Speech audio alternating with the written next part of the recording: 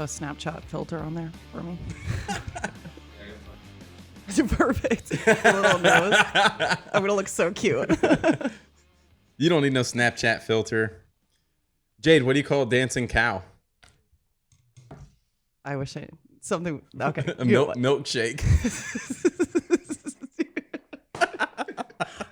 Not to be confused with protein shake, okay? Oh, well, Miss Fitness. I had a milkshake for breakfast. No, you didn't. Stop. Yeah. No, you didn't. Yeah. No, you didn't. I don't believe you for a second. Jade tries to keep me in line with what I eat, which I appreciate, and half the reason I hired her. I'm not doing a very good job because I bet you haven't taken your supplements today. No, I haven't. Okay. Or ate your breakfast. I haven't. Doing a really bad job over here, clearly. Not doing half my job. Oh, guys, this is Jade. Jade is my awesome assistant who apparently isn't doing a very good job. And then that's when I get fired. Oh. No, Jade's awesome, and this is going to be a lot of fun. She wanted to make sure that we preface this by telling you guys that she's a bad Horrible storyteller. I admit it. Yep, there it is right there. Just a bad storyteller. It's going to be super fun, and she's not a bad storyteller. She's quite good. She has some funny stories to tell, too. And I'm sure we'll get into some of them. Maybe not. There's a lot of things to get into. Let's start from the beginning. Let's hear about Jade. I want to know. Let's tell everybody kind of a little bit of your background, where you're from, your sort of childhood, and how you got to where you are now. Because it's quite interesting. Yeah. You're not the typical female. No, definitely not. Not considered basic as some people, would consider me. You got pumpkin spice latte. No, not pumpkin spice, just basic coffee. Just basic, awesome. So yeah, I'm from Minnesota. You can't hear my accent too much because I left, about 10 years ago. There's the, but yeah, I was a total dork. Still kind of am, but I kind of grew out of it a little bit. Had the bangs, athlete all the way. Wanted to go to school for basketball specifically. Played a bunch of sports, but just kind of a nerd, Went to the United States Naval Academy. Still kind of shy, very, very shy, very soft-spoken, didn't want to raise my hand type thing. Then I got into the Marine Corps. And there was no, one time, I'm going to tell this story because it bothers me still to this day. So I had, it's my higher ranking officer. He told me that I'm going to do this brief for the other officers. And it was so high level, White House government level. So there's no reason why I would succeed in this brief, right? Right. So there's a little shy me. And I don't even see timid, shy Jade at all because you're so not that anymore. No. That is so gone from your personality at this point. Anyways, go ahead. Yeah, sorry. I was so shy, so timid, didn't want to be wrong, but I knocked it out of the park. And he brings me down. He's like, "Okay, well, you did well, but the goal was for you to fail."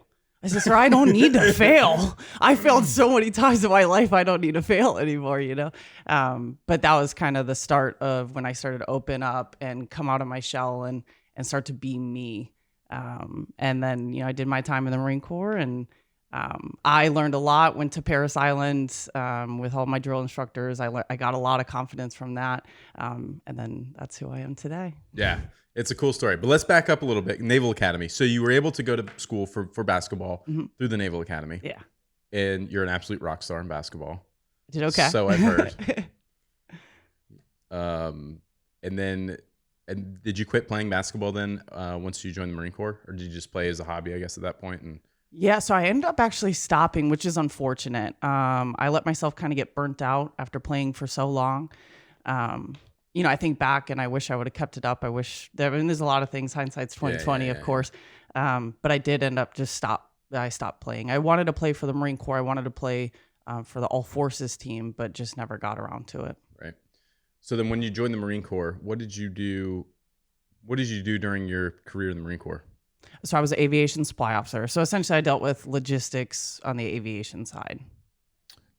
And mostly on the supply side, and you primarily for the F-18s, right? Yes. Yep. So you were like the parts manager for the jets. Yeah, I was the guy that everybody blamed when they couldn't get their aircraft up. I was that guy. Right. So there was a lot of weight on your shoulders to make sure what you have described to me is that these jets are mission capable. Yes. And that they can fly and do what they need to do. Yep. Um, and then everyone points the finger at you. Always. It's always kind of like supply. being here now, where it's like, oh, it's Jade's fault. It's always my fault. Beef's getting fat. It's Jade's fault. Yeah. If for like the, maintainers would just bash things and then things would break that weren't ever supposed to break and there wasn't anything in the supply chain, but it's my fault. So, Because and then here, he didn't take the supplements, so it's my fault. And I didn't eat. And then I ate some shit. And then I kind of worked out. So Jade's role here, as my assistant, to like make sure that there's a lot of things. There's a million and one things I have going on, as you guys can imagine. And Jade has made that a lot easier. And it was really funny in the interview when I interviewed you. You were the first person we interviewed for that position. And Travis and I interviewed you, and we were like, oh, she's awesome. Like, she's okay. She just set like a standard bar, and we had like, I don't know, probably 12 other interviews or something. And like everyone else after that was kind of like, yeah, they don't not even close. It's like, all right, we got to get that girl back in here. We got to talk to her again. So then, we like, as soon as we talk, because you have the confidence now that you have is like unbelievable. And you're like, no, I'm going to do this. We're going to set priorities. We're going to do this. And I was like, oh yeah. And then she's going to tell me what to do. And I'm not telling her no. She'll whip my ass. Like, this is who I need. So I'm really thankful that it's worked out and that you're here, because you've taken so much stress off me, and it's been really good. And, you've been able to communicate with a lot of the customers, which I'm sure.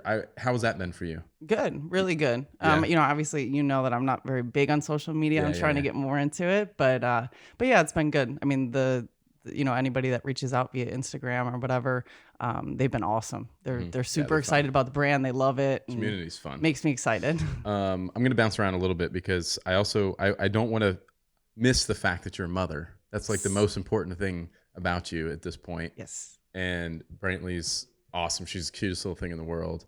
And she's very much like my daughters, where they're just like controlled chaos, but like a ball of fun and big hearts.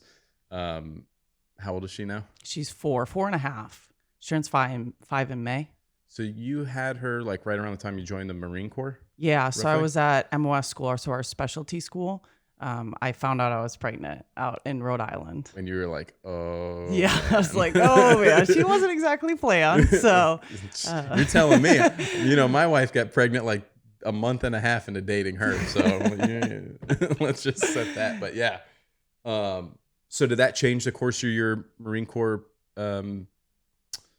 career, you think? Yeah, definitely. I mean, in some ways it didn't. It changed my mentality. But once I had Brantley and then got done with my maternity leave and came back, my mindset had changed, and I wanted to spend more time with her. Now, a lot of the time that I was in the Marine Corps, I was away, whether that's on little detachments or wherever we were, and then, which is why I kind of ended up getting out, was because I was ready to spend that time with Brantley and to be with her and to be in her life and be more involved. Yeah.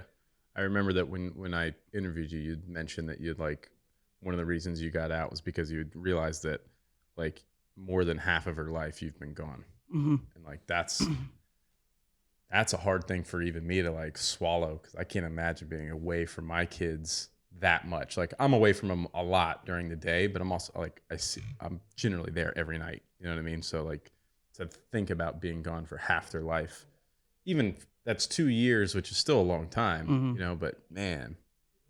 So how's that changed? So now that you're out and you spend all the time with her, is it like completely changed your outlook on being a parent, your relationship with your daughter, all that kind of stuff? Yeah, definitely. I've gotten so much closer to her. I think that comes along with age too.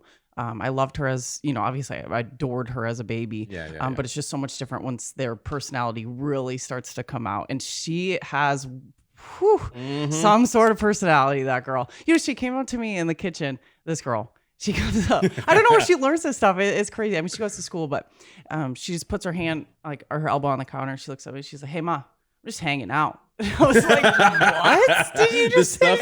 As they start to get older, the stuff that they like do or say, and you're like, where did that come from? It's so funny. It's so funny. And I feel like even though she's 4.5, she's not mature by any means, but she acts a little bit older than what she is. So I have conversations with her. We joke around. Her sense of humor is awesome. So I think we've bonded so much in that way, and just spending all of our time together. It's awesome. Yeah, yeah. Well, and you treat her. I'm assuming, I don't want to put words in your mouth or make you paint a picture, but you treat her more as an adult than like you don't baby her. Yeah. I mean, I'm sure there's moments, but like you're like, no, like you're treating her with like this Marine Corps mentality. Like, no, you're gonna do it. Like this is you're not babying her. So like I think that there's a lot of thought to be said for that, where a lot of kids get babied far too long. Yeah. And then they expect for people to serve them and do things for them, and they're like, no, you made the mess, clean it up. Yes, and that's and then you follow through, because that's what's drilled into your head at this point. Yes. Well, because I don't want her to turn out like that. I don't want her to turn out like, spoiled. Oh, yes, spoiled. And I mean, I don't mind spoiling her, but I want to spoil her rotten. That's what my mom always said. Like, you're spoiled, but you're not spoiled rotten. And I think there's a drastic difference in that. She gets, things that she deserves. But I also make it a point, if you want that, then you need to do something. Or if you do something wrong, there's a consequence to that. And I explain that to her. And that's what I think it's so awesome that already at 4.5, I'm able to do that with her is, she gets in trouble at school. She misbehaves.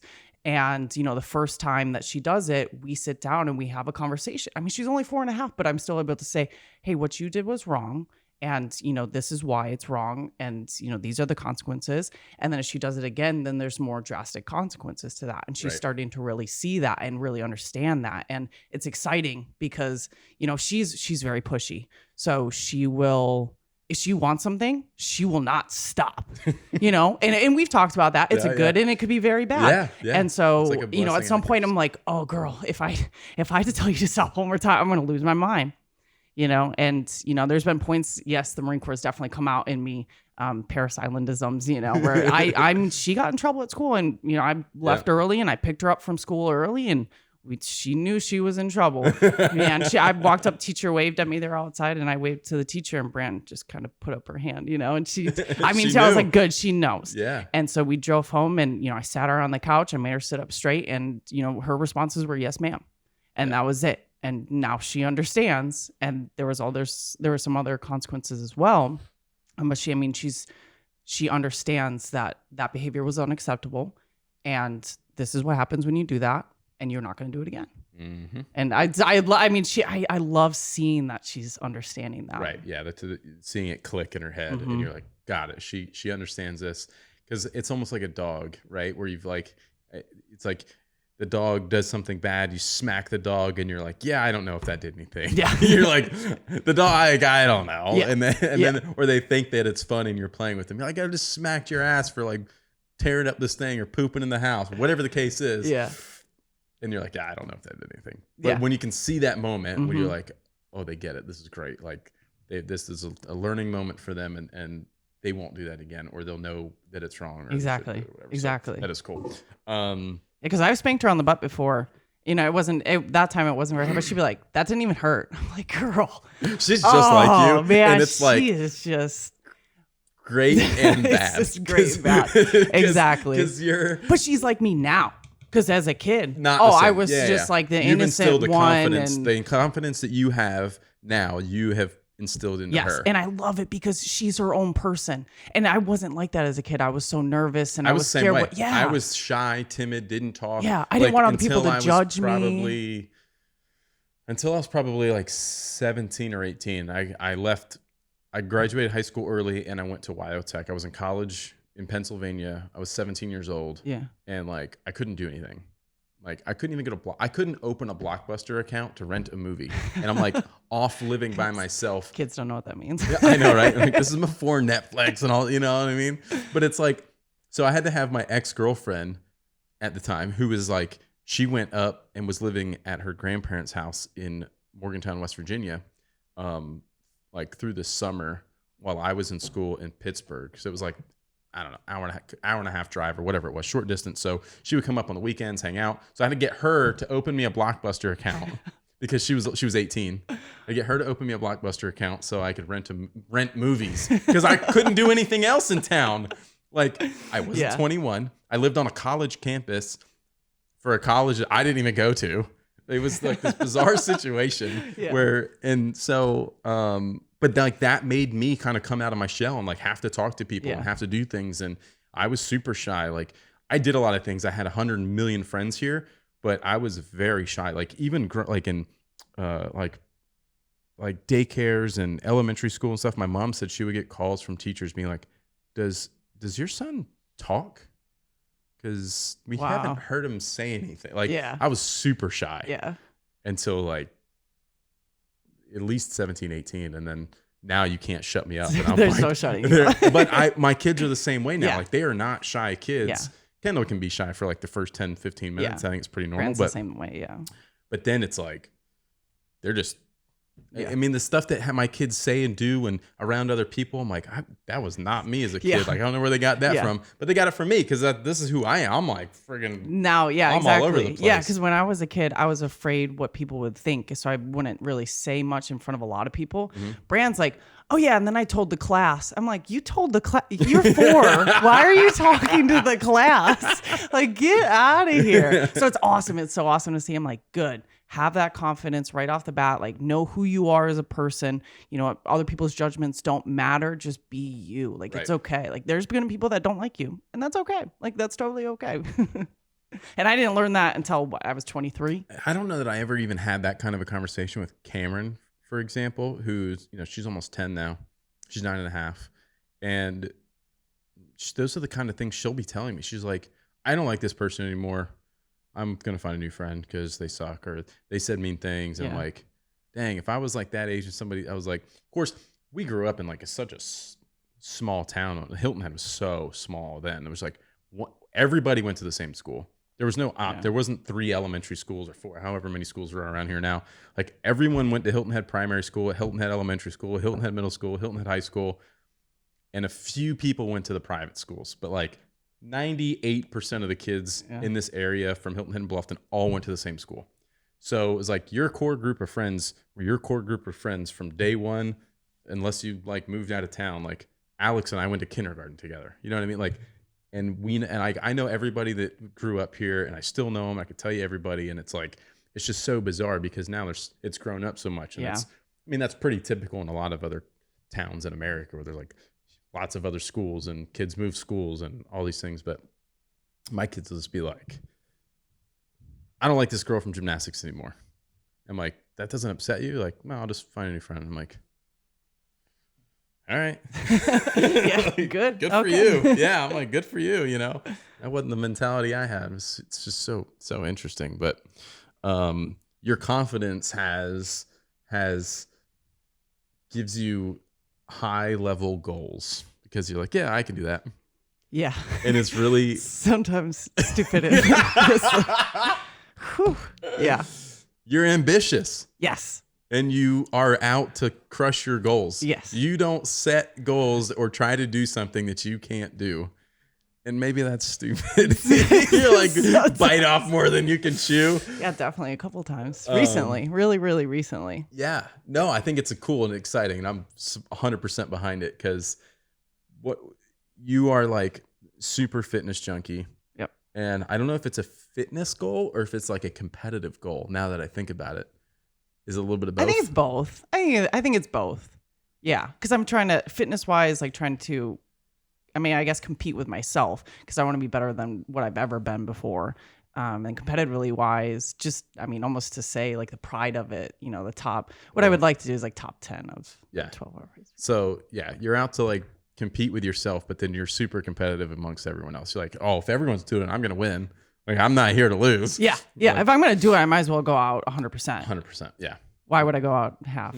Yeah. You can't come half speed here. Yeah. So, but that's one of the, in terms of the fitness stuff in that world, you just finished your test for personal training. Yeah. Yeah. I finally finished this. Yes. I passed it. Yeah. Yeah. Finally finished it. Super excited about it. Just, really the first time that I signed up for it, I just was trying to get all the knowledge behind it. Kind of just a side gig. I love helping other people. I love to talk about it all the time. My friend reached out to me and was like, hey, can you help me? I was like, of course. Like, no matter what, I don't ask anything in return. I just want to help people. And I love to, I could sit here talking about it forever. Mm-hmm. So, and all the stuff that I learned. Let's talk about it too. We'll get into it in a minute, but, so you did that. Congratulations. That's awesome. Next step is nutritionist. Yeah. Yep, that's on the books. I got a couple months left to finish that cert. So, okay, training, then the fitness stuff. Your goals. You're trying to compete in the world's toughest mudder. Yes, that's will be like the biggest win. race. Well, of course, always trying to win. Now that's a big thing for me because I haven't. I mean, I'm big, right? Like I'm a big. If you're girl. just listening to this, like Jade, you're 6'1", 6 feet, yeah, 6 foot tall, very fit, like very athletic, like will smush you and stomp you if you're not watching and only listening. It's like I'm big. I'm big. scared. I'm thick. So With 2 C's. I will. Yeah. I weigh a lot to run. To run, it's like a lot of body weight moving. So running is very difficult for me. So I think that almost intrigues me more about these longer endurance challenges, is because I am bigger. So it's a little bit different of a test. So speaking of like just, kind of going after something, on Friday, I signed up for that 50K. And so I reached out to the guy because there was no spots left. And I was like, hey, can I be put on a wait list? He's like, oh, the only reason they have numbers is because, you're guaranteed a medal. I was like, oh, I'm not doing it for the medal. Can I just come run it? He's like, yep. How are they going to guarantee a medal? Well, They're giving out 8th place trophies. Participation trophies. It's a medal. Lame. Everybody okay, you want to go do a 50K? No, I don't. But yeah, so I was like, oh man, it's in the woods. Like that'll be fun. 50K. So will be the longest I've ever ran in my life at one time by 6 miles, and I have 2 weeks before that. So Yeah, that's I'm gonna exciting. run a marathon tomorrow. Yeah, just for funsies, right? Yeah, I'm just gonna do it. My fat ass. But I'm excited. I think I'm gonna train pretty hard this week and then do my 1 week taper. So we'll see how it goes. I need some trail shoes probably. There's a lot of things that I've been like clothing. Probably need some like little meals in between. I don't know. I'd say there's a lot of things that I need to prep for. It was kind of last minute. It was like, yeah, let's just go run 31 miles. Where is that? Clover, South Carolina. I need to know where that is. Yeah, it's like 4 hours away from here. But you get to camp out the night before. How cool is that? I don't want to sleep in a tent anymore unless I absolutely have to. I think they have somewhere else for us to stay. Yeah. Yeah, like a cabin, like a small cabin. You just sleep like next to other racers too, which I think is cool. Or I'm gonna be out. Can I borrow a tent? By the way, anybody? I got you. We sleeping on the ground the night before I run 31 miles. Yeah, that's a great Seriously, idea. 6 miles. Because the last time I ran that was the 8-hour toughest mudder, and I ran 25 miles in that obstacle course. So this would be slightly further, but I got plenty of time to finish it. Ambitious. So we'll see. It'll be good training. Good training. I got you. I'm supporting you 100%. You just, make us look good or something. I'm going to try. I'm not going to promise anything this one because my training definitely. Let's talk about training because what did Brantley say to you? Oh my goodness, this girl. I want to get back into this too, but like Jade's a single mom, so she has a lot on her plate, and I have nothing but respect for she has to kind of play both sides of the field. Now she's got support from Brantley's dad, and like you guys have an amazing relationship, it seems like, and that's really cool because a lot of people don't have that, and maybe you've had to work your way to that. But what you guys seem to have right now is great communication with each other, taking care of Brantley together. It seems like you're on the same page with most things, so I think that's super beneficial. But there's a lot of times you have to train and run with Brantley. Yes. Yeah. Yeah. So sometimes when I don't get my run in or whatever, I'll have to run with her in a stroller. And so it was the beginning when I first started training with running recently. And I was running and I started to slow down and I started to walk because I was tired pushing that stroller. I mean, it wasn't a great stroller by any means. And Brantley is a big girl too. I mean, clearly she gets it from our parents. So I mean, she's like 50 pounds easily. And I was running with her and I started walking. She turns around. She says, "Mom, run. There's no time for walking. Run." And I was like, oh my goodness.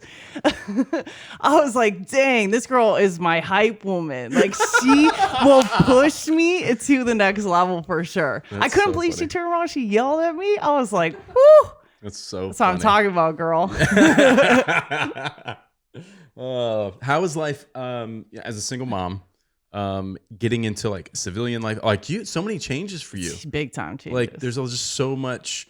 You just don't live a normal the norm. No. You know what I mean? I don't know. Maybe that's a bad way to say it or bad thing to say, but like, yeah, you just got it's just a different perspective of all kinds of things. But coming into civilian life as a single mom, is it challenging? It's definitely different. I think we are so lucky being in the military. Yes, there's some things that are crappy about it sometimes, but we're very well taken care of in the military. And then you kind of get out and it's almost like you're moving out of your parents' house at that point. Right. And, and so it was a lot different. And so then we moved into, now we have a nice little small little apartment. I totally obsessed with it, living that small life.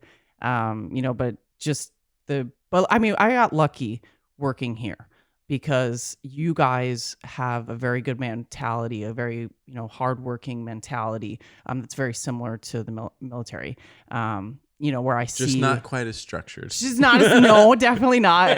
Definitely but not. I think that's the charm of what we have going on. Yeah. To be honest. I mean, with a creative space, it's just different. It's very, very different. Yeah. But I mean, you see it in different, other jobs like mall cop job. You just have different mentalities of the workforce in the civilian sector. And it's like, dang, really? You're just gonna no call, no show? That's a real thing? People do that? Yeah. I was like, oh my gosh, what is going on? Like in the interview, he asked me like 3 times pretty much, when is it acceptable for a no call, no show? I'm like, never. Ever? If you're dead, maybe like you died the night before, like that's it. And it was just shocking that that's a legitimate question. So it's just very different. The mentality is very different. That's bizarre. Your small little apartment, living the minimalist lifestyle that you're obsessed with. I love it. Did you get your bike rack hung up? No. So, but listen. I didn't have a stud finder, but Travis sent me an awesome picture of a stud finder pointing it at himself because he's so clever. And he's like, I'll bring it on Monday. So I have that, but I might need a drill because the one drill that I have is like battery and I'm pretty sure it won't even go through a wall. I don't really know why about that thing. I don't think it really works. But I'm super excited. And I was going to text you on Saturday and say, hey, I'm at the house working all day. Like, come get the stud finder if you need it. Yeah, I should have probably reached out. But I went to Ridgeland for a pumpkin patch with Bran. Oh, yeah? How'd that go? Wild child. You went to Holiday Farms? Yeah. Yeah. Mm-hmm. Cool. The place has grown the past like 3 years. Yeah. There's so many other things to it. Yeah. It's awesome. Bouncy houses and this and that. And now Were they Brand's doing older. that kind of stuff? There was a bouncy house, but there was like, they added a bunch of stuff to it. There was like little games in between kind of, I mean, COVID even doesn't exist and they're just doing it. Everybody just like no mask. Yeah. Like, we were just, Brand was running around like barefoot. Yeah. That's my kids every year. It's just dirt everywhere. Well, because like you got to take your shoes off to get on the bouncy house. And they got the big bubble thing in the ground, right? Did they have that set up? No, they didn't have that set up this year. You know what I'm talking about? Yeah, I do. Those are so cool. Yeah, they didn't have that this year. I wonder why. So they usually like run straight to that. They got to take their shoes off and then they just end up barefoot. Oh no, the big thing. Yeah, it's not like in the ground. It's like a big bouncy house, but not a house. Well, it's just like that big blob thing. It's like a giant trampoline, like an air trampoline thing. Yeah. Like okay. Yeah. That's what it is. Yeah.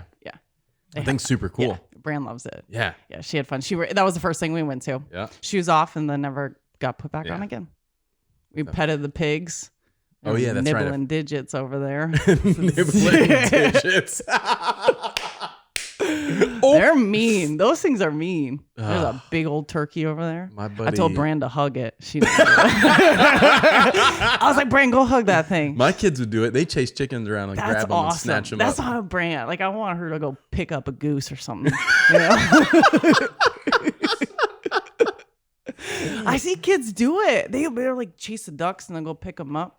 I'm like, good. What was your childhood like in Minnesota? Let's talk about this. Oh man, see, I don't. Did you have like wildlife like that up there? I mean, we lived out in the country, but being in southern, I mean, we didn't have a lot out there. Like I rode dirt bikes and we had like a dirt bike track out back. But as far as like wildlife goes, we didn't have a lot going on. Not where I was from.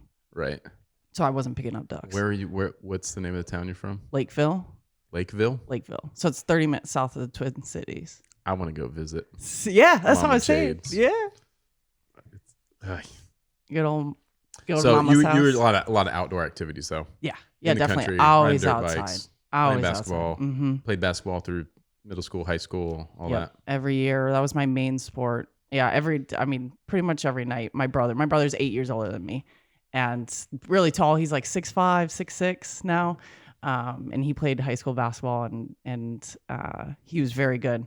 I mean, being 8 years younger than him, he whooped my butt in the driveway, gravel driveway. I'm sure. Absolutely. You had to really. Every time my mom always laughs because she's like, you'd be red in the face. You'd come in for water. And my mom would be like, are you sure you want to play another? Like, yeah. I was so competitive. I want to beat my brother, even though he's 8 years older than me and probably like 6 at least. And he wasn't going to like just let you have it. No. Oh, no. He whooped my butt every time. That's the best part. I would barely ever score. That's the best. Yeah. It was, I mean, he definitely made me to be who I was. I mean, I got tough because, I mean, he wasn't soft with me. And like, but that competitive mentality, like every time, just red in the face, get some water, go back out there to get my butt. Did he play professional basketball? No, or he college? he played a little bit in college, but no, he pretty much he kind of got burnt out in high school, which is unfortunate.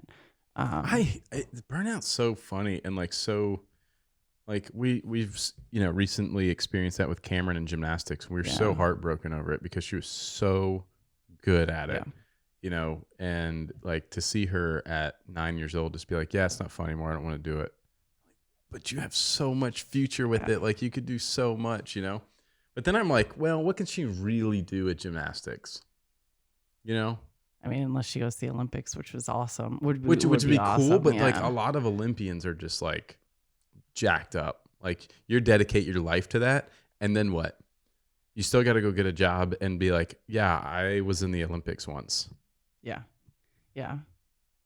I mean, there's, you know what I mean? Yeah. Like it's cool. Yeah. But like she's not going to get a college scholarship probably for gymnastics. Like very few schools I think offer that. Maybe more than I know. I don't know. Yeah, I think there's quite a few. She probably could, but I mean, it takes a lot. Like there's a lot of dedication to it. But I mean, if she stays active, I mean, that's really, I mean, team mentality too, like getting into sports. And I mean, that builds leadership, that builds like camaraderie and understanding other people and how to work. I mean, that brings it into like work life. And so I'm like a huge believer in kids playing sports, especially team sports. Yeah, anything to keep them, team sports, any of that kind of stuff. I agree. And that's what we told her. Like she's taking a little break from stuff right now. It's like the world's flipped upside down. COVID, all these things. Yeah, it's it's been crazy. And not to mention like there's not a lot here offered for kids. Like they could play soccer. We did that. She wasn't really into it. They have some of the other rec center sports, things like that. She just isn't really into. Neither was I, but I was skateboarding and biking and like I was super active and like action sports kind of stuff. It was really not team based, but I always did it with my friends. Like, so at least I had like sort of that circle of friends that we did stuff with. And you were staying active, which is I was super active. Huge. And I'm not so active now and I'm getting fat. So I signed up Brantley. Did I tell you? I signed up Brantley for soccer like when she was like 3-ish. And we would go to soccer, and I wound up being the coach. The one I knew, I've never played soccer a day in my life, not a single day in my life. And I knew the woman that worked at the YMCA that she was playing with, right? She's like, hey, nobody wants to coach. They're all afraid. I'm like, they're a bunch of 3 to 5 year olds. What is everybody afraid of? I was like, sure, why not? Like, let me coach. And How hard can it be? Right? So I like went up to the parents, none of the parents, and I was so disappointed. I went up to the parents. I'm like, hey guys, I'm Jade. Like, I've never played soccer before, so you guys want to come out and help me out? It'd be great. Just gonna be a coach over here. Like, it was like crickets. And I was like, okay, well, nobody's gonna support me, so I guess we're doing this. I had so much fun with these kids because at that time I was like, well, never mind. These parents, they're just kind of here to drop their kids off and whatever.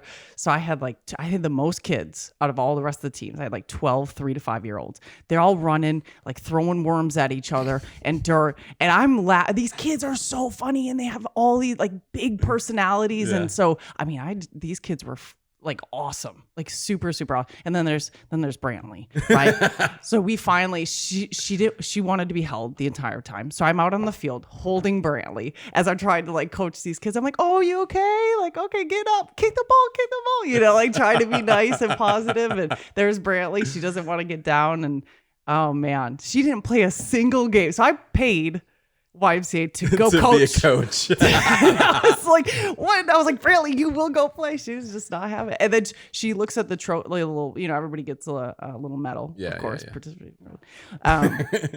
But she'll look at it. She's like, Mom, remember when I played soccer? I'm like, girl, you didn't play soccer. I was like, yeah, I held you the whole time and I coached. I was like, you didn't play anything. You were the coach's helper. Man, but it was fun. These kids they're just so wild and they just loved it. Our experience with soccer at that age was really funny because it's like there'll be like a couple of kids that are halfway decent on the field and like can kick the ball and run. Yeah. And then everyone else is just like in a pack. It's like a herd. It's like a swarm of bees around this ball. And then there's other kids that are just like running off into like, they don't know what. They're just running because everyone else is running. Yeah. And you're like, no, kick the ball the other way. You know, the concept of like scoring in your own goal, like doesn't really and then when they find out that they kicked it in the wrong goal and they're distraught. And you're like, oh no, like it's okay. Like it's going to be okay. I mean, I remember that playing basketball. I would shoot in the wrong hoop. Nuh-uh. Oh, it's just devastating. Jade. That was like in college. No, I'm just kidding. No. But yeah, I mean, they're so much fun. Yeah, it's just like little herds. There was one kid, man, he was good. I was like, this kid's gonna go pro. Like, I think he was 5. Like, Brandon was barely 3, so I would sign up for a little early. Right. but I mean, this kid was good. Like, he scored all of our goals, and I was like, okay, the other little ones that I was trying to get, they were so cute too. Oh my goodness. I was like, you get out there. So funny. So funny. I can't remember if it was Cameron or Kendall, but they like mid-season, she just stopped caring. She would just stand in the field and like start crying and then run to us on the sidelines. And I'm like, no, like you're on the field playing right now. And then she would just like come like grab onto me and start crying. I don't want to play anymore. I'm like, you're finishing the season. Yeah. You're going to finish what we started. Mm-hmm. You were going to finish the season. There's only 3 games left, whatever the case is, like, no, ain't going to happen. That's good. That's how my mom raised me too. Yeah. And I'm so happy she did. Yeah. Because that's the only reason I made it through the Naval Academy. So my mom was like, you are not going to quit a season no matter what. You can finish it out. And then if you don't want to play again, you don't have to play again. And I attribute all of that to me finishing the Naval Academy, especially plebe summer. Because plebe summer is like our boot camp. It's like a 7-week long thing, training evolution that, you're kind of getting indoctrinated. And, I'd never been yelled at as a kid. I was so good. I had no idea the military, nothing. And so wait, hold on. Let's take a step back. How did you even get into the military then? Being like this shy thing that just wanted to play basketball. So like all of a sudden you're in the military, you had no idea what you're getting yourself into. Oh man, that was, I got so lucky. I'm so lucky. I'm blessed with my life because I was lost in the sauce. So, right. So I was decently good at basketball. I got recruited. She brought me out there. I was like, oh, this is so cool. I loved, that it was different. I love that it was in a different state, that not a lot of people did it. And that appealed to me. So I was like, okay, let's do it. Knowing nothing, like I didn't even. You know what how they say recruiters always lie. Yeah. She just was like, oh, you really have to go into the military afterwards. The little do you do. You have 5 years of service for sure. So and so not knowing that, I didn't really I didn't look anything up. Like what a bozo. Like I didn't look anything up. I didn't look up plebe summer. I was like, oh, I'm just gonna go there. So I get there and I just remember thinking, what did I do to myself? Because it's hot in the summer, July 1st. We got there. We got off the buses getting yelled at. Didn't study anything I was supposed to study, like a bozo. And they're like, I didn't even know the 5 basic responses. And that's like, so I'm just getting screamed at. And you have to hold up this little book. Shy my little arm. Jade. And I never been yelled at in my life before because I was this innocent, kid that had never done anything wrong. How old were you when this was happening? 18. Yeah. And so I just remember just being super hot and me thinking like, what did I do to myself? And yeah. And then I got upstairs to like where we live and there's the detailers. That's the seniors. They are soon to be seniors. They're the detailers, or the drill instructors in other words. And they're the ones yelling at you and telling you what to do. I lost my boots. Of course I lost my boots. It was the first day. Didn't know where they were. All of our stuff. We're bringing this huge bag up the stairs and I run to try to go find it. And you have to, what's called square off at the corners or in the middle of the hallway. Yeah. And so I was trying to follow what other people were doing and like look at what they were doing. They were screaming something. So I would just yell. I'd be like, ah. And obviously they figured out that I was just yelling. They're like, you either say, Sir, go Navy, sir, or Sir, beat Army, sir. And so I was like, sir, and then went to go turn around. I was like, sir, beat Navy, sir. And they lit me up. I was like, no. I have like on the verge of tears, like this unconfident little thing. And I was like, oh my gosh. So I finally, like over the course of time, I thought of it. I was just like, think of it like a basketball camp. Like, you're not going to give up. I didn't even have thoughts of legitimately quitting. I was just like, what did I do? And then, I kind of realized, I actually do need to join the military after this. And I was just super lost for a while. And then my sophomore year, we went on what's called Prochman, and we go see all the different services or all the different branches, or actually just the different, what we could actually sign up for. So either subs, we went on a sub, which was really cool. We went on a ship. Obviously we saw the Marine Corps. We saw aviation, both Navy and Marine Corps side. We went and saw where the SEALs train as well, because that is an option. And I instantly fell in love with the Marine Corps. Instantly. I just, everything about it, the high standards, the fact that the Marines were so proud of who they were. You're talking high physical standards, like everything about them was awesome. And so at that moment I was like, I got to do this. And that's when I really started to change my mentality. I got a little bit more involved in what we do at the Naval Academy as far as like military leadership. I was like the training sergeant for the plebes that my junior year. So I was in charge of their training, and just started to go kind of down that path and started to understand the military concepts and really got into it. It took me a little while. Yeah. I wish I knew more from the start, but I was very blessed in my path and went Marine Corps ground and friggin' loved it. I was that one that at like 05 when we were doing our squadron runs. I was the motivated one that was like, come on, where else are we gonna do this, guys? Like you don't go like work at Costco and go for a run at 05 with all these people. Like this is great, It's they're like, oh my gosh, shut up. I was like, this is like let's do this. Like let's go slay. You're still it. that way. Oh yeah, I love to slay myself. I'm like, Jade, you want to eat lunch? She's like, no, I meal prepped. Which is fine. But then like Alex's family, they brought some donuts like a week ago. This is a good example. We're like, Jade, you can't not eat a donut. You're like, no, I can't. I just weighed in. Like I was feeling really, because I got to drop a little bit of weight. You're only competing with yourself right now. So it's like, why not just have a little donut? Yeah, but long term. This is long term. She's like, all right, I'll eat a donut. I'm just gonna slay myself in the gym. Like, and then any little reason to like go harder in the gym, she's taking advantage of. She like looks for an excuse to go even harder and like if I'm not leaving the gym soaking in sweat and exhausted, then I haven't done my job that day. Like I haven't. I feel like I'm not doing my job at the gym very well. Yes, you gotta get that mentality. It's not even that. I've had a lot of injuries, so John's been pretty easy on me, and I want to go a little harder and do more.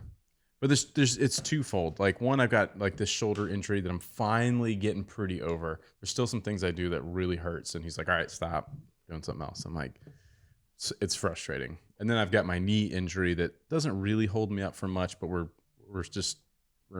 maintain, like we just continue to be cautious with it. Yeah. I don't want to like hurt it anymore and then just be stuck where I am or go backwards or whatever. But eating is my biggest You gotta problem. eat healthy. You're getting old. You're fired. Just kidding. No, but like, and John's outlined this for me before, and I maybe for not just for me, but for everybody. What are like some of the best like core foundational things around eating that are like the go-to, like do this, don't do this, eat this before your workout, eat this after your workout. What are some like foundational outline things that you could give us? Yeah. So, there's so much. There's so much. And listen, after I had Brantley, I gained a lot of weight. And so that was kind of where my real fitness, I'd always loved getting, being in shape before, but, after I had Brantley, I gained at least like 20 to 30 pounds extra, from the actual pregnancy. So, I started to wean myself off of that. Now I don't believe in these fad diets. I don't believe in cutting things completely out. So I eat that donut. Like I do. And then I kill myself. And then I slay myself. But I'm at a different level. I'm at a different point in my life. Yeah. Now let's just say going back to right after I had Brantley, I love food. I really do. I love it. I will eat chips. Oh man, just like I don't put them in my house because I know I'm gonna eat them all. Like I know we went out on the boat and it's like she's like I told Cameron I'm gonna eat all those chips. I told Cameron I don't even remember what it was. It was like chips or it was like beef jerky or something like that. Probably all of that. It was all of it. I told Cameron, I was like, Cameron, if you don't eat that, it's going to be gone pretty soon because I'm going to eat all of it. And then I ate all of it. And then like 10 minutes later, she went to go back and she's like, they're all gone. I was like, I told you. Like, I told you that I was going to eat those. But I have my moments, right? So like, going back, right? Right after I had Brantley, I loved food. I ate a lot of junk food. I tried to be healthy. I still worked out a little bit, but I was eating Chinese food. I'd wake up at 2:00 nearly every morning and eat a huge bowl of Reese's Puffs and watch Family Guy. That was like my thing. I would wake up, but Brantley's dad, I'd be like, hey, like, can you stay up with me and watch Family Guy? And I would eat a huge bowl of Reese's Puffs at 2:00 in the morning. I'd be starving. So I was going from that to like, getting back into shape. And, so the first big thing was like, okay, so my 3 primary meals need to be healthier. And, if I want a snack, let's just say if I want to have chips, if I'm craving chips, okay, I'm going to buy a small bag and I'm going to eat a smaller portion. Like, so I cut it back. And then eventually I was like, okay, now I'm going to eat super healthy all week and, 1 cheat meal a week. That's going to be my thing. So I didn't cut everything out. I don't force myself not to eat. Is that your phone? No. That's your computer. Oh, sorry. We moved the podcast studio. If you're watching, obviously, we've moved it into my office, and it sucks. I'm super sad. Jade and Sam took over the podcast studio for their office, and that's looking pretty good already. It does look nice in there, but it was way better as a podcast studio. I'm just saying. He was crying about it. I was really upset about it. Anyways. So yeah, I'm gonna try to keep this as short and concise as possible. But to give you a general idea, I was still eating some junk food, and then eventually I got to the point that I was like, okay, after dinner, I'm only eating vegetables. If I crave any kind of food, I'm going to go to vegetables, green pepper, carrots, anything that will, at least I'll be able to get that snacky part, right? I can still put food in my mouth, but I'm not eating chips. That's going to make me gain weight. And so that was just like, it's a consistent, okay, I'm getting better at this. I don't need all this extra junk. And then just, I work out a lot. And so it's all based on what you put into your body, you should be putting out, as far as like, if I'm going to eat more carbs, which provides me more energy, then I'm going to obviously be working more that day. So biggest thing is eating that lean protein.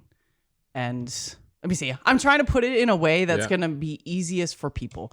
If you focus and not consider it a diet, not consider it, I need to remove all carbs out of my diet. Like, no. People go on these like full extremes and you can't then they maintain fail. it. No, I believe in a healthy lifestyle. I believe in changing your lifestyle so that you are a healthier person. I don't believe in diets. I feel like they fail every single time. People get frustrated. They're like, my favorite candy bar is Milky Way, and I'm never going to eat a Milky Way again because I want to lose weight. You're going to eat a Milky Way. Like, it's your favorite candy bar. Just limit it. Have a little snack size once a day. That's it. And then just make those small changes throughout. It's balance. Exactly. And then like my biggest thing, 100%, and I'll tell you over and over again, is to meal prep. Wow. Meal prep is the biggest thing. I didn't meal prep this weekend. I ate like crap. Like, I'm not happy with how I know. What a loser. Well, seriously. And it's so frustrating. You ate like crap. You didn't hang your bike. I mean, come on. What are you doing with your life, Jim? You know what? It's a turnaround point today. I'm going to slay myself twice. Did you at least get a pumpkin? Yeah, I got a couple of pumpkins, actually. I got 2. Did you decorate your apartment all cute? It's already cute. Good answer.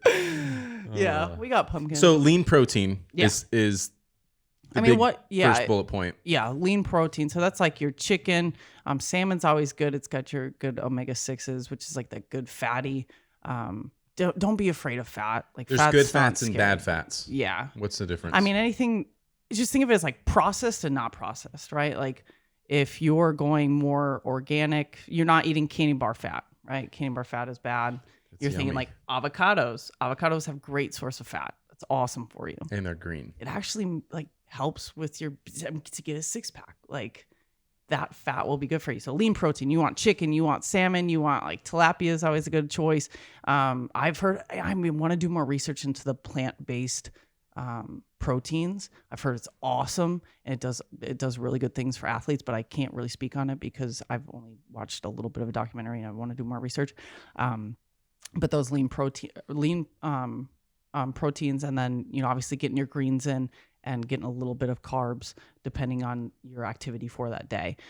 Complex carbs are going to be best. So that's like your sweet potatoes. Sweet potatoes are a great source. Now, if you don't like those things, you just have to find substitutes. Pinterest is a great place to go and find good recipes. I mean, it's going out and looking up a couple different things to see what you like, trying different things. If you stay away from fast food as much as possible and you make food at home and you stick to more of a protein and fat, you're gonna lose weight. Like, it's gonna happen. Unless you eat too much of it. Yes, which is also my issue. I love food. So let's talk about that, because I think there's the volume and the amount of food. There's such a big like misconception. Because I think that's part of my problem is, and I don't know if I'm eating too much or too little, but a lot of people aren't eating enough food. Yeah. Or they're not eating, right? Mm-hmm. Yeah. So. Yeah, definitely. I mean, especially because people are trying to lose weight. So somebody goes there, they're like, I want to lose weight. I'm going to work out a bunch and I'm not going to eat barely anything. And then at that point, your body is like going to overdrive and you're obviously going to become super tired because you have no nutrients. That food is literally a source to fuel. To give it's like you gas in your gas tank. Exactly. If you're you put in run crappy fuel, or no fuel, you're going to run terribly. If you put in good fuel, like those good veggies, those good proteins, get those nutrients into your body, you're going to function well. Now, I mean, everybody's different too, which is so unique. Like some of these athletes, they eat, oatmeal for breakfast. I don't like eating oatmeal. I like to mix them with eggs because I like a little bit more protein in my diet and it makes me feel so much better throughout the day. I feel weighed down if I eat too much oatmeal in the beginning of the day. It's all depending on your body. So you just kind of got to play with it to see how your body reacts. When I was in like the best shape that I've been so far, I was eating more carbs. I was also slaying myself in the gym super hard. So it's a little bit different. It's so funny to me when you say that every time. I love to just slay myself, And, but yeah, I was eating more carbs and I got toner and I was like, wait a second.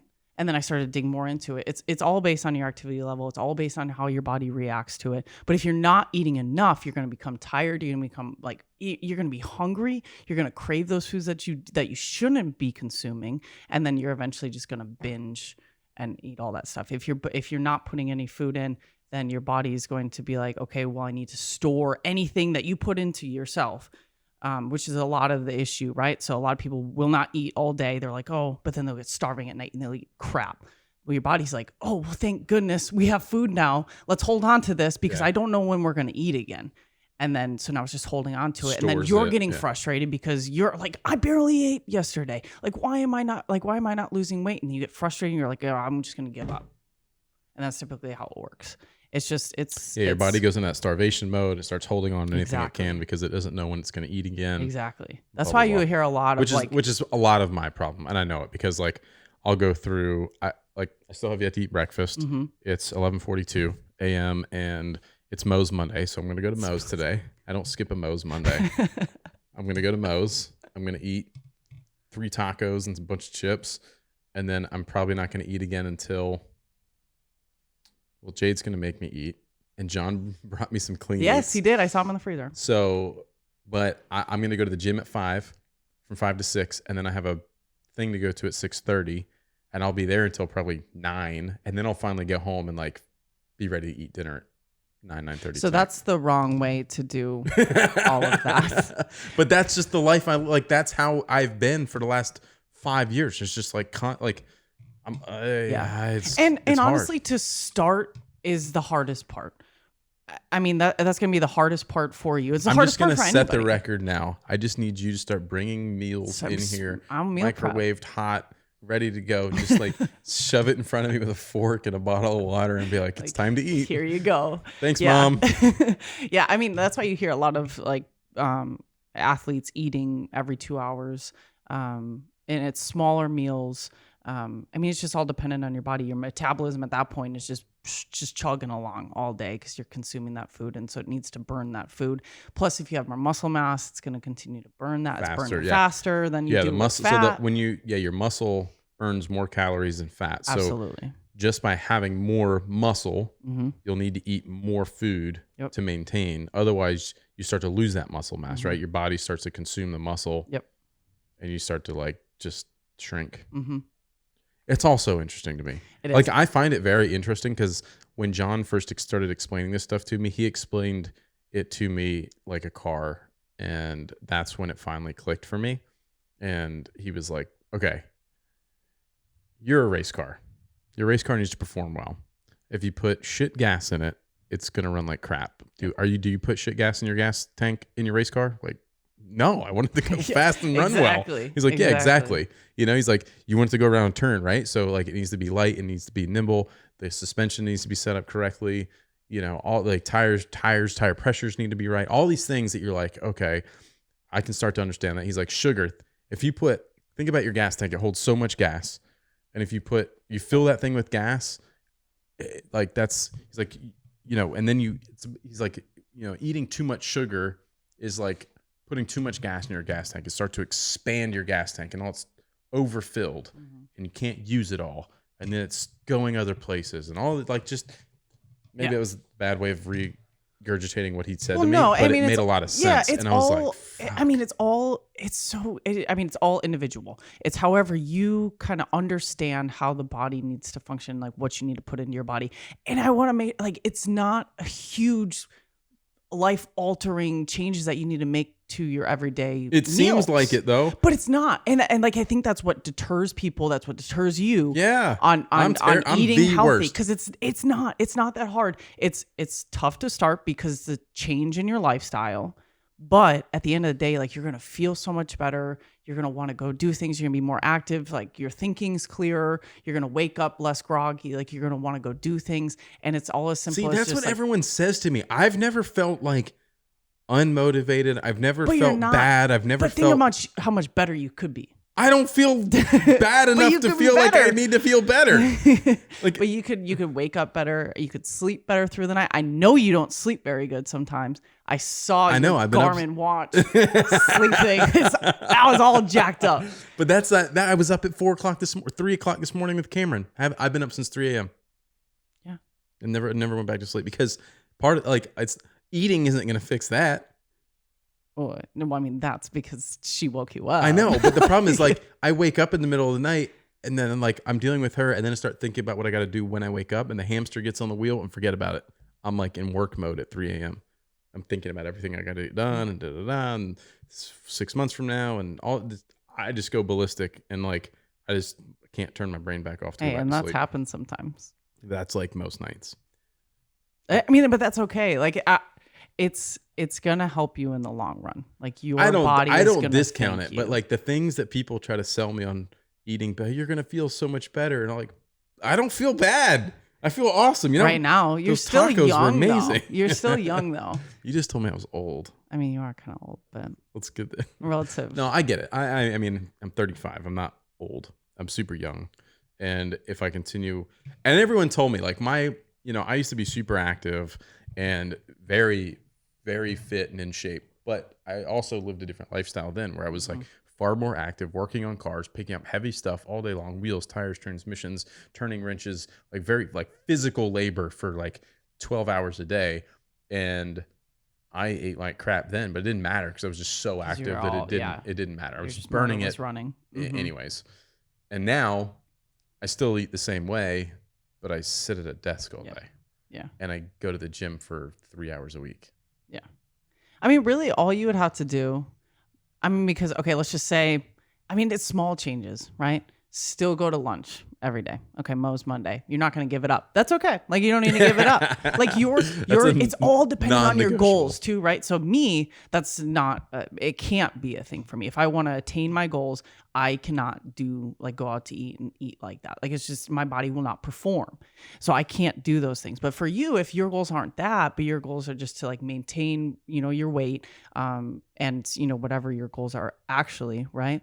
Then you just have to change a couple of things about it. Okay, go to Mo's on Monday. That's fine. Just make sure in the morning you eat your breakfast, and then you have some sort of plan for your food in the evening, and you put something into your body before you work out. Because where else are you burning? Like, you're gonna burn that muscle. You're not getting anything out of that workout at that point. What's the best thing to eat before working out then? I mean, it really just depends. Not a Mo's cookie. You want to get, it depends on the workout, not a Mo's cookie, and not mints. Mints are not a source of nutrients. Okay, I know you already have them over there. I saw the pile.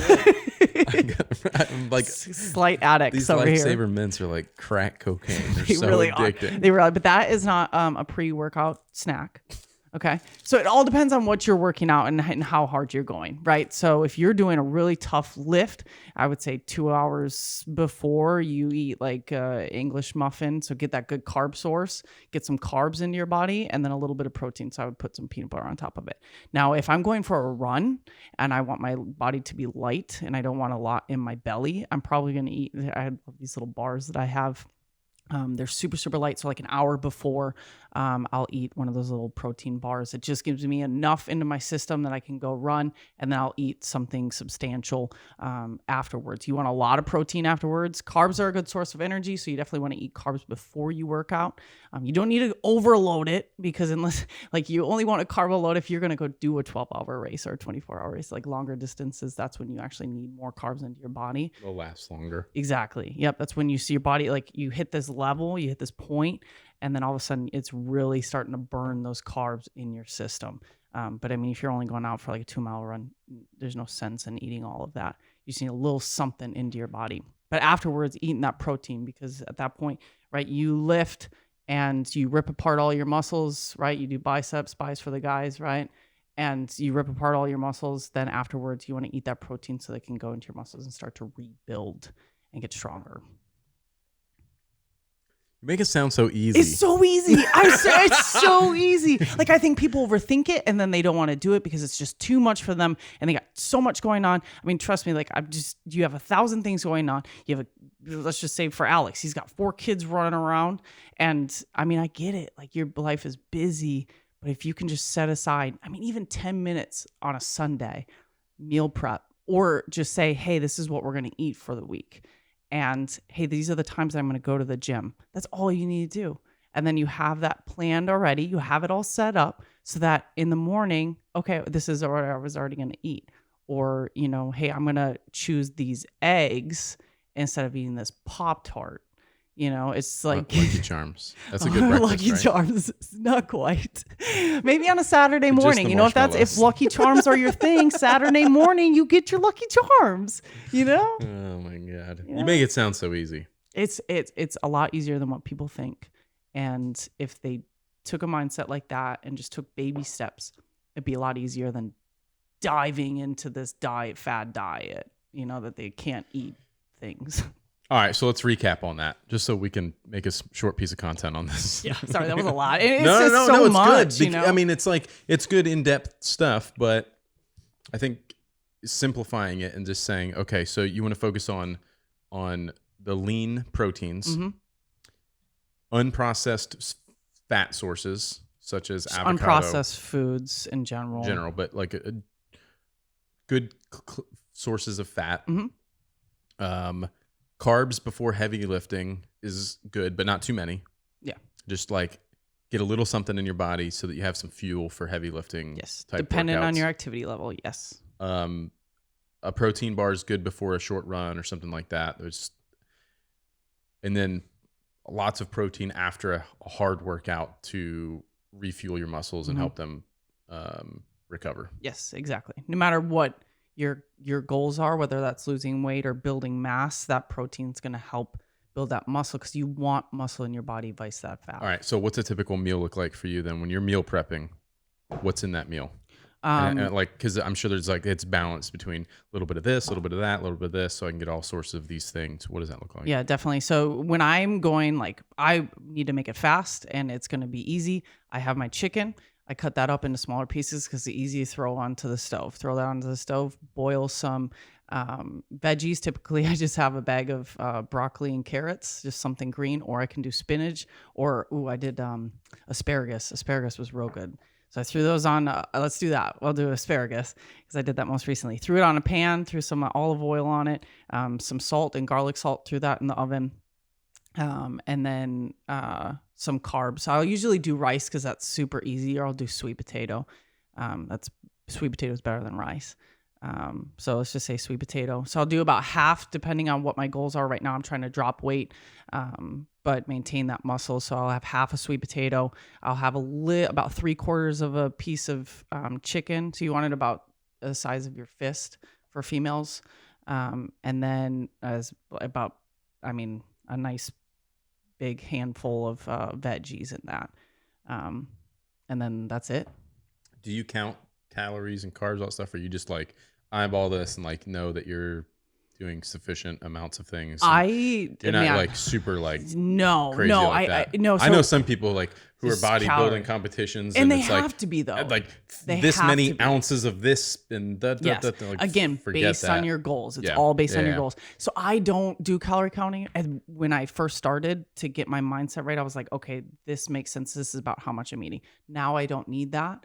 And it actually, it becomes an obsession. I think that it's probably important for somebody that's first starting out that doesn't know how much they should. Like the watch, like we're wearing Garmin watches, and I've suggested it to people in the past, or anything that'll help you like sort of understand how many calories you're burning, because you have like that base metric of like, this is your size mass, like just living, you're going to burn this many calories. Mm-hmm. Yeah. And then whatever your activities are through the day, you're going to burn a little bit more.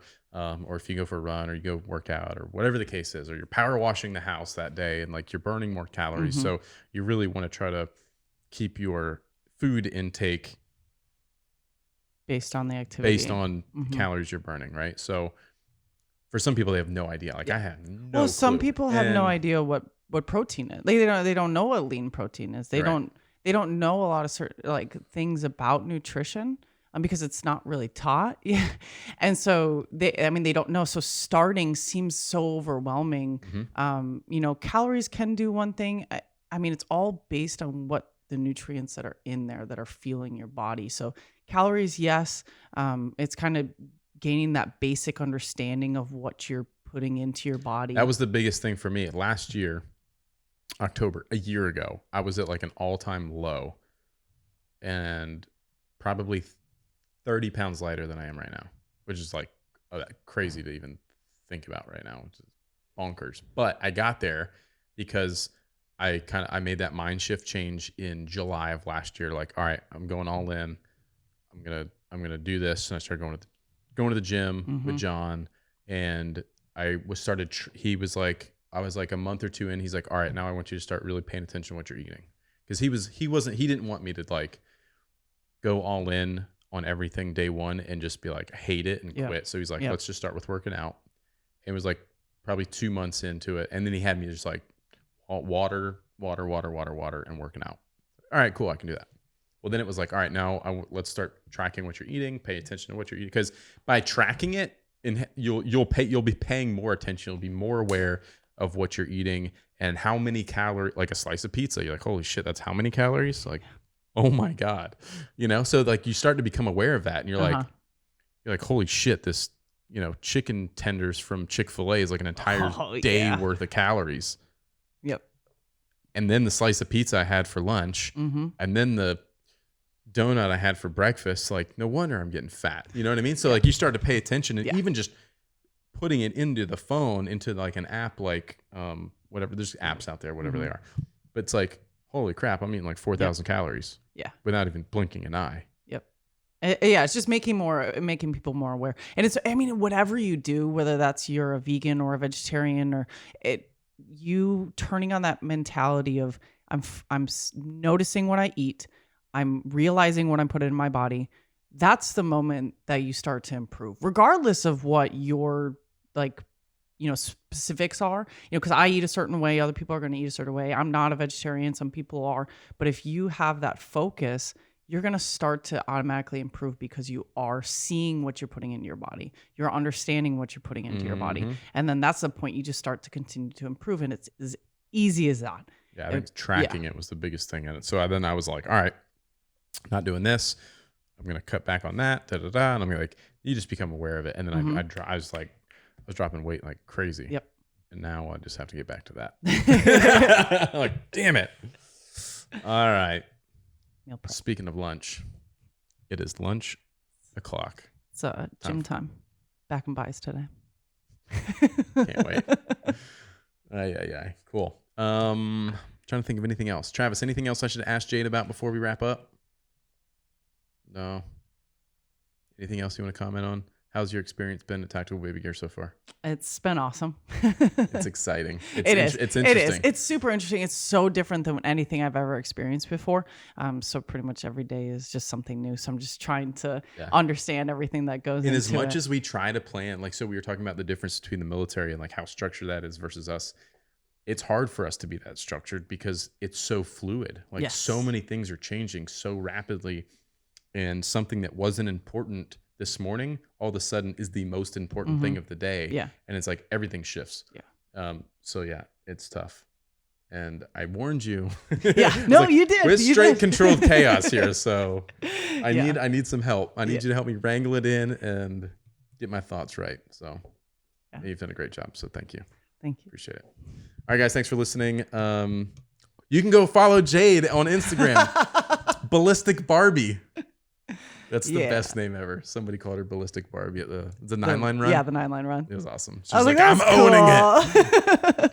Make sure you go follow her on Instagram. But it's ballistic _ Barbie _ Yeah. Get some followers. I haven't been on social media, so I'm starting to push myself out there a little bit. Yeah. And you can watch her try to get to the world's toughest mudder. Yes. All right, cool. Like, subscribe, leave the comments, ratings, reviews, all the different things. We appreciate it. And we'll see you in the next episode. Thanks.